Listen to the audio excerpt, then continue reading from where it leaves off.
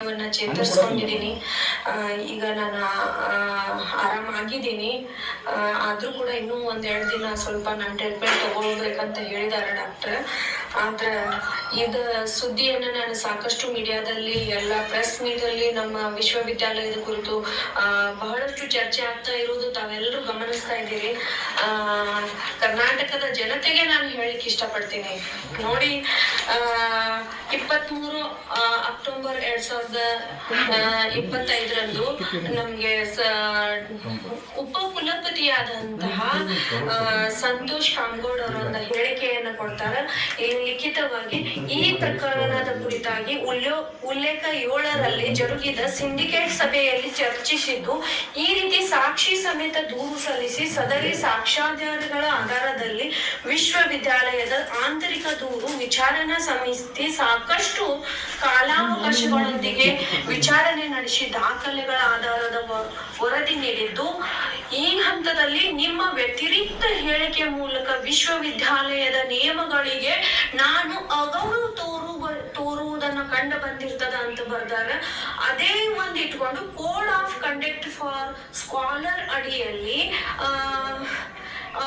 ಅಂಟೆಲಿಟಿಕಲ್ conduct ಎಂದು ಮೇಲ್ನೋಟಕ್ಕೆ ಕಂಡು ಬಂದ ಹಿನ್ನೆಲೆಯಲ್ಲಿ ನಿಮ್ಮ PhD ಪದವಿಯನ್ನ ಪ್ರದಾನವನ್ನ ಮಾಡುವುದನ್ನು ಯಾಕೆ ತಡೆ ಹಿಡಿಬಾರದು, ಹಾಗೂ ಮುಂದಿನ ಶೈಕ್ಷಣಿಕ ಪ್ರವೇಶಾತಿಗಳಿಗೆ ನಿಮಗೆ ಯಾಕೆ ನಾವು ನಿರ್ಬಂಧಿಸಬಾರದು ಅಂತ ಪ್ರಶ್ನೆಯನ್ನ ಹಾಕಿದ್ದಾರೆ. ಅದು ಅಲ್ಲದೆ ಇವೆಲ್ಲ ಸೆಕ್ಷನ್ ಗಳನ್ನ ಇಟ್ಕೊಂಡು ಏನೇನೋ ನನ್ನ ಮೇಲೆ ದೂರುಗಳನ್ನು ಕೂಡ ಯಾಕೆ ನೀಡಬಾರದು ಅಂತ ಇದನ್ನ ಮಾತಾಡಿದಾರೆ. ಯಾರಪ್ಪ ಅಂದ್ರೆ ಸಂತೋಷ್ ಕಾಮ್ಗೌಡ್ ಅವರು, ಕುಲ ಸಚಿವರು, KAS ಅಧಿಕಾರಿ. ಅಂದ್ರೆ ಇವರು ಒಬ್ರು KAS ಅಧಿಕಾರಿಯಾಗಿ ವಿದ್ಯಾರ್ಥಿಗಳನ್ನ ಖಂಡಿಸ್ತಿದ್ದಾರೆ.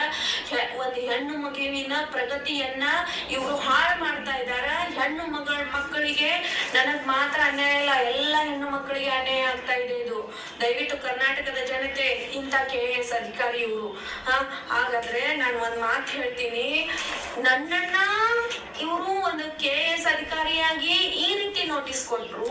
ಇನ್ನ ಕುಲಪತಿಗಳು ಸುಮಾರು 52 ಏನಪ್ಪಾ ಅಂದ್ರೆ ಫೇಕ್ ಡಾಕ್ಯುಮೆಂಟ್ಸ್ ಗಳನ್ನ ಹಚ್ಚಿ ಒಂದು ಕುಲಪತಿ ಸ್ಥಾನದಲ್ಲಿ ಕೂರಿಸಿದಾರ. ಇವರಿಗೆ ಯಾವ ಶಿಕ್ಷೆ ಕೊಡ್ತೀರಿ KAS ಅಧಿಕಾರಿಗಳೇ? ಸಂತೋಷ್ ಕಾಮ್ಗೌಡ್ ಅವ್ರಿಗೆ ವಿಚಾರ ಮಾಡ್ಕೊಂಡ್ ಮಾತಾಡಿ ದಯವಿಟ್ಟು. ಆಯ್ತು, ಈಗ ನಿನ್ನೆ ಪ್ರೆಸ್ ಮೀಟ್ ಆಯ್ತು. ನಿನ್ನೆ ಪ್ರೆಸ್ ಮೀಟ್ ಅಲ್ಲಿ ನೀವು ಏನ್ ಹೇಳ್ಬೇಕಿತ್ತು? ನನ್ಗೆ ಕಾನ್ವಿಕೇಶನ್ ಅನ್ನ ನೀವು ಕೊಡ್ಲಿಲ್ಲ ಅಂತ ನಾನು ದೂರು ಸಲ್ಲಿಸಿದೀನಿ.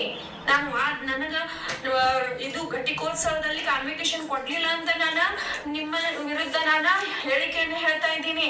ಆದ್ರೆ ಇದನ್ನು ಒಂದು 6 ತಿಂಗಳ ಹಿಂದೆನೆ ನನ್ನ ಮತ್ತೆ ಗೈಡ್ ನಡುವೆ ಇರುವಂತ ಸಮಸ್ಯೆಯನ್ನ ತಾವೇ ಬಗೆಹರಿಸಿದಿರಿ, ಅವ್ರಿಗೆ ಸಸ್ಪೆನ್ಸ್ ಮಾಡಿದಿರಿ, ಅದು ನಾನು ಒಪ್ಕೋತೀನಿ.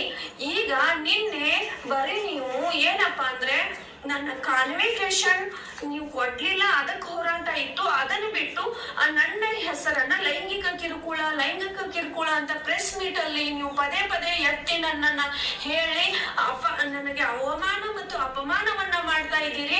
ಆ ಮಾರ್ಗದರ್ಶಕರು ತನ್ನ ತಪ್ಪನ್ನು ಒಪ್ಪಿಕೊಂಡು ಅವರು ನನ್ನ ಪದವಿಯನ್ನ ಪೂರ್ಣಗೊಳಿಸಿದ್ದಾರೆ. ದಯವಿಟ್ಟು ನೀವು, ನಾನೇ ಹೇಳ್ತಾ ಇದ್ದೀನಿ, ಇದು ತಪ್ಪನ್ನ ಮಾಡಿದ್ದಾರೆ. ಅವ್ರಿಗೆ 6 ತಿಂಗಳ ನಿವೃತ್ತಿ ಇದು ಸಸ್ಪೆನ್ಸ್ ಮಾಡಿದ್ರಿ, ಅದನ್ನು ನಾನು ಒಪ್ಕೋತೀನಿ. ಅದನ್ನು ಬಿಟ್ಟು ಆದ್ರೆ ಈಗ ಅವ್ರ ಸುದ್ದಿಯನ್ನ ಬಿಟ್ಟು ನೀವು ನನ್ನ ಸುದ್ದಿಯನ್ನ ಮುಚ್ಚಾಕ್ಲಿಕ್ಕೆ ಅವ್ರ ಸುದ್ದಿಯನ್ನ ಯಾಕೆ ಹರಿಬಿಡ್ತಾ ಇದ್ದೀರಿ? ಯಾಕೆ ನೀವು ಪ್ರೆಸ್ ಮೀಟ್ ಹತ್ರ ಹೇಳ್ತಾ ಇದ್ದೀರಿ? ಇದು ನೀವು ಗಮನಿಸ್ರಿ ದಯವಿಟ್ಟು. ನಡೆದಿರೋದು ನನ್ನ ಹಾಗೂ ನಿಮ್ಮ ನಡುವೆ. ಈಗ ಮತ್ತೆ ಆ ಗೈಡ್ ಅನ್ನೇ ಯಾಕೆ ನೀವು ನಡುವೆ ತಗೊಳ್ತಾ ಇದ್ದೀರಿ? ಇದು ದಯವಿಟ್ಟು ವಿಚಾರ ಮಾಡುವಂತ, ತನ್ನ ತಪ್ಪುಗಳನ್ನ ಮುಚ್ಚಿ ಇಡಲಿಕ್ಕೆ ಮತ್ತೆ ಇವಾಗ ಆ ಪ್ರಾಧ್ಯಾಪಕನ ಸುದ್ದಿಗೆ ಹೋಗ್ತಾ ಇದ್ದಾರೆ. ದಯವಿಟ್ಟು ಸಮಾಜದಲ್ಲಿ ನೋಡ್ರಿ, ಅವರು ಏನೋ ತಪ್ಪು ಮಾಡಿದ್ರು, ನಾನು ಒಪ್ಕೋತೀನಿ, ಅದನ್ನ ಸರಿಪಡಿಸ್ಕೊಂಡ್ರು. ಯಾಕಂದ್ರೆ ಅವರ ಮಗಳ ಭವಿಷ್ಯಕ್ಕಾಗಿ ನಾನು ಅವ್ರ ಮಗಳ ಮದುವೆಯನ್ನ ತಡಿತಾ ಇತ್ತು. ಅದಕ್ಕೋಸ್ಕರ ನಾನು ಕೇಸನ್ನ ಹಿಂದೆ ಪಡ್ಕೊಂಡೆ. ಅದು ಅಲ್ಲದೆ ನೇರವಾಗಿ ನಮ್ಮ VC ಅವರು ಹಾಗೂ ಕಾಮ್ಗೌಡ್ ಅವರು ಇವರು ಕೂಡ ಒತ್ತಾಯವನ್ನ ಮಾಡಿದ್ರು. ಇರ್ಲಿ ಬಿಡಮ್ಮ, ಇದು ಹೇಳಿಕೆಯನ್ನ ಹಿಂದೆ ಪಡ್ಕೊ ಅಂದ್ರು. ಅದಕ್ಕೆ ನಾನು ತಗೊಂಡೆ. ಇದ್ರಲ್ಲಿ ನನ್ನ ತಪ್ಪೇನೂ ಇಲ್ಲ. ದಯವಿಟ್ಟು ಅದನ್ನು ಬಿಟ್ಟು ನೀವು ನನ್ನ ಬಗ್ಗೆ ಪದೇ ಪದೇ ಲೈಂಗಿಕ ಕಿರುಕುಳ ಕೊಟ್ಟಿದ್ದ ಗೈಡ ಈ ತರ ಲೈಂಗಿಕ ಕಿರುಕುಳ ಅಂತ ನಾನು ಎಲ್ಲೂ ಹೇಳಿಲ್ಲ, ಮಾನಸಿಕ ಕಿರುಕುಳ ಅಂತ ನಾನು ಹೇಳಿದ್ದೀನಿ. ದಯವಿಟ್ಟು ಇದನ್ನ ಪದೇ ಪದೇ ಅದೇ ವ್ಯಕ್ತಿ ಹೆಸರನ್ನ ಎತ್ತಿ ನನ್ನ ಜೀವನವನ್ನ ಹಾಳು ಮಾಡ್ತಾ ಇದ್ದೀರಿ, ನನ್ನ ಘನತೆ ಗೌರವವನ್ನ ಕಳೀತಾ ಇದ್ದೀರಿ. ಇದು ನಿಮ್ಮ ತಪ್ಪುಗಳನ್ನ. ಈಗ ನನ್ನ ದೂರ ಇರುವುದು ನಿಮ್ಮಿಬ್ಬರ ಬಗ್ಗೆ. ಸಂತೋಷ್ ಕಾಮಗೌಡ ಅವರು ಹಾಗಿದ್ರೆ ನನಗ್ ತೊಂದರೆನೇ ನೀಡುವುದಾದ್ರೆ ನನ್ನ ಗೈಡ ನನಗ್ ಪೂರ್ತಿ ನನ್ನ ಥೀಸಸ್ ಅನ್ನ ಕಂಪ್ಲೀಟ್, ನನ್ನ ಪ್ರೊಸೀಜರ್ ಕಂಪ್ಲೀಟ್ ಮಾಡಿ ಕೊಡ್ತಿರ್ಲಿಲ್ಲ. ಅವರು ಸೇಡ್ ಇಟ್ಕೋತಿದ್ರು ನನಗೆ ಮಾಡಿ ನನ್ನ ಪೂರ್ಣಗೊಳಿಸಿದಾರಲ್ಲ. ಈ ವಿಷಯದಲ್ಲಿ ನಿಮ್ಮ ತಪ್ಪನ್ನ ಮುಚ್ಚಿಡ್ಲಿಕ್ಕೆ ದಯವಿಟ್ಟು ನೀವು ಆ ಪಾಪ ಮತ್ತೆ ಆ ಅಧ್ಯಾಪಕನಿಗೆ ಯಾಕೆ ನಡು ಎಳಿತಾ ಇದ್ದೀರಿ? ಸ್ವಲ್ಪ ನೋಡಿ. ನೀವು ನನ್ನ ಬಗ್ಗೆ ದೂರ. ನಾನು ಒಂದು ಸಾಮಾಜಿಕ ಕಾರ್ಯಕರ್ತಳನ್ನಾಗಿ ಹೋರಾಟ ಮಾಡ್ತೀನಿ. ನೆನಪಿರ್ಲಿ, ನಾನು ಕಾನೂನನ್ನ ಕೈಗೆ ತಗೊಳ್ಳೋದಿಲ್ಲ, ಹಾಗೂ ನಾನು ಕಾನೂನಿನ ಕ್ರಮದಲ್ಲಿ ಕಾನೂನಿನ ಚೌಕಟ್ಟಿನಲ್ಲೇನೆ ನಾನು ನಿಮ್ಮನ್ನ ಹೇಳಿಕೆಯನ್ನ ಕೊಡ್ತೀನಿ.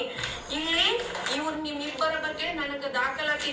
ರಾಣಿ ಚೆನ್ನಮ್ಮ ಬ್ರಿಟಿಷರನ್ನ ಓಡಿಸಿದ್ಲು, ಕಿತ್ತೂರು ರಾಣಿ ಚೆನ್ನಮ್ಮನ ತರ ನಾನು ಭ್ರಷ್ಟ ಅಧಿಕಾರಿಗಳನ್ನ ಓಡಿಸ್ತೀನಿ. ಇವತ್ತು ನಾನು ಚೇತರಿಸ್ಕೊಂಡಿದ್ದೀನಿ, ಇನ್ನು ಆರಾಮಾಗ್ತೀನಿ. ಇನ್ನು ಏನಿದ್ರೆ ಇವಾಗ ಅಧಿವೇಶನದಲ್ಲಿ ಇದೇ ಹೇಳಿಕೆ ಇಟ್ಕೊಂಡು ಸುಮಾರು ಜನರ ಹತ್ರ ನಾನು ಸ್ಟ್ರೈಕಿಂಗ್. ಇಲ್ಲಿ ರೈತರು ನನಗೆ ರೈತರ ಮಗಳಿದ್ದೀನಿ ನಾನು. ಕಾಮಗೌಡವ್ರೆ, ರೈತರ ಮಗಳದಿನ್ ನಾನು. ರೈತರ ಜೊತೆಗೂ ಕೂಡ್ತೀನಿ. ನನ್ನ ಸಮುದಾಯದ ಜನ ಸುಮಾರು 400 ಜನ ಕರೆ ಮಾಡಿದಾರ ನನ್ನ ಬಗ್ಗೆ. 10 ತಾರೀಕಿಗೆ ಒಂದಿನ, ಆಮೇಲೆ 16 ತಾರೀಕಿಗೆ ಚಳಿಗಾಲ ಅಧಿವೇಶನದಲ್ಲಿ ನಿಮ್ಮ ವಿರುದ್ಧ ಕ್ರಮ ಕೈಗೊಳ್ಳಿಕ್ಕೆ ಹೇಳ್ತೀನಿ. ಇವಾಗ ಪದೇ ಪದೇ ನಿಮ್ಮ ತಪ್ಪನ್ನ ಮುಚ್ಚಿಡ್ಲಿಕ್ಕೆ ಆ ಗೈಡ್ದ ವಿಷಯ ಮಾನಸಿಕ ಬರೀ ಲೈಂಗಿಕ ಕಿರುಕುಳ ಅಂತ ಹೇಳ್ತೀರಿ. ಮಾನ್ಯ ಕುಲಪತಿಗಳೇ, ಶಾಲೆ ಆಗ್ರಿ. ಯಾಕಂದ್ರ ನನ್ನ ಒರಿಜಿನಲ್ ಪ್ಯೂರ್ ಡಿಗ್ರಿ, ನಾನು ರೆಗ್ಯುಲರ್ ಮೂಡಲ್ಲಿ ಎಲ್ಲ ಡಿಗ್ರಿಗಳನ್ನ ಮಾಡ್ಕೊಂಡು ನಾನು ಪದವಿ ಪಡೆಯಲಿಕ್ಕೆ ನಾನು ಹೋರಾಟ ಮಾಡ್ತಾ ಇದ್ದೀನಿ. ಇವ್ ನೋಡ್ರಿ ಪಾಪ ಎಷ್ಟು 52 ಫೇಕ್ ಡಾಕ್ಯುಮೆಂಟ್ಸ್ ಹಚ್ಕೊಂಡ ಇಲ್ಲಿ ನಮ್ಮ ಯೂನಿವರ್ಸಿಟಿ ಹಾಳು ಹಚ್ತಾ ಇದ್ದೀರಿ. ಪ್ರತಿಯೊಂದೊಂದು ಇವತ್ತು ಸಿಂಡಿಕೇಟ್ ಮೆಂಬರ್ಸ್ ನನಗೆ ಎಲ್ಲರೂ ಹೆಲ್ಪ್ ಮಾಡಿದಾರ. ನಾನು ಸಿಂಡಿಕೇಟ್ ಮೆಂಬರ್ಸ್ ನನಗೆ ಸಹಾಯ ಮಾಡಿದ್ದಕ್ಕ ನಾನು ಬದುಕಿದ್ದೀನಿ.